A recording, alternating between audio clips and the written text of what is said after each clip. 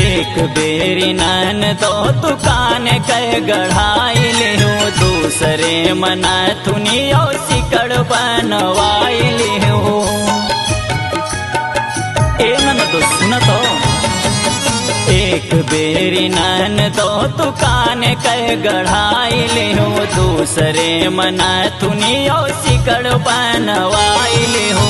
तीसरे मांगी रहू हमसे कांगना तीसरे मांगी रहू हमसे कांगना के अब हो बना ललनवा नन दो तोहरे कारना के अब हो बना ललनवा नन दो तोहरे कारना।